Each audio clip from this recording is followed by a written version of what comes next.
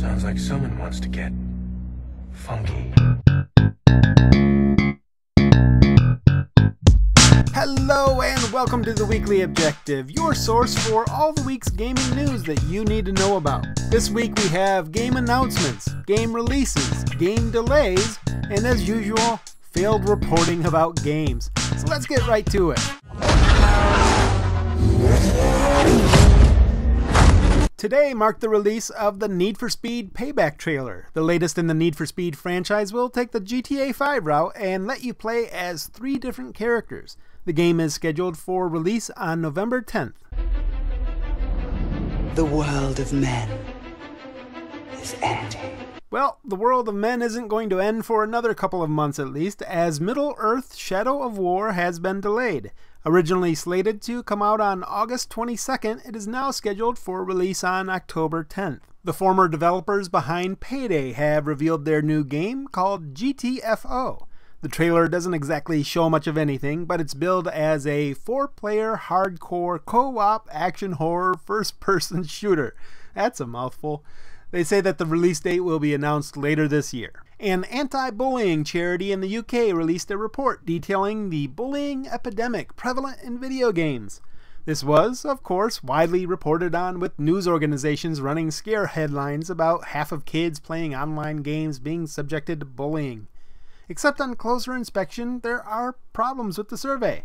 Those of you who follow me know I'm a former survey researcher, and I love digging into these surveys and seeing how poorly the media reports on them, and this case is no different. It turns out that the survey was done entirely within the game of Habbo.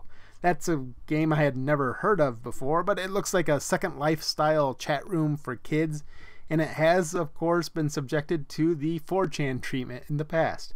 The problem with doing a survey within one specific game like this is that you can't generalize the survey to the general population. You can't say 1 in 2 young online gamers are bullied. You can only say that 1 in 2 Habbo players have experienced bullying. We don't know if that applies to people who play Overwatch or Battlefield or any other game because their sample is so limited.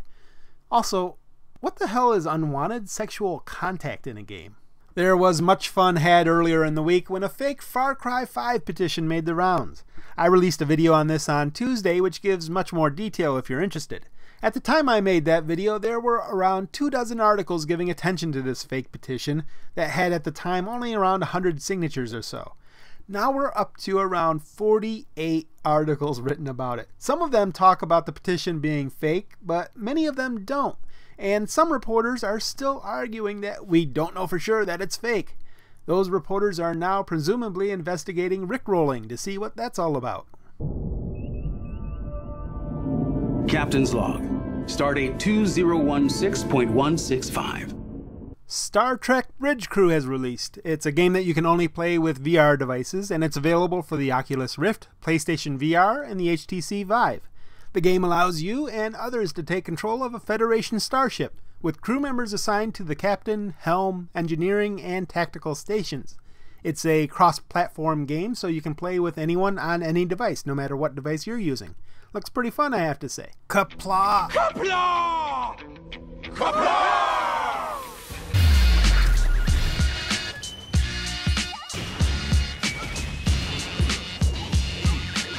Tekken 7 is now available for the PlayStation 4, Xbox One, and Steam. The reviews are pretty favorable so far, with an 82 on Metacritic for the PlayStation version, and Steam users are giving it an overwhelmingly positive score. The latest in the Tekken series can be yours on Steam for $50, or you can get it for $60 for the consoles. And that will do it for this week's Objective. As this is the beginning of the month, I'd like to take this opportunity to thank all of my patrons who donated money last month. It's because of your support that I'm able to do this, and I very much appreciate it. For those of you who have not yet donated, I realize that the current situation with the media sucks. It should not be up to you to personally finance the media, and I hate that this is the case. Unfortunately, the reality is that the companies out there are not supporting good media, and there isn't enough advertising money to go around. Independent media is the best bet for quality journalism right now, and your support has become necessary. Even if it's not me, find someone you like and support them if you can, whether it's through a donation or even just disabling your ad blocker for their content. Thank you for sticking with me, and thank you for watching. For Game Objective, I'm Brad Glasgow. Have a good weekend.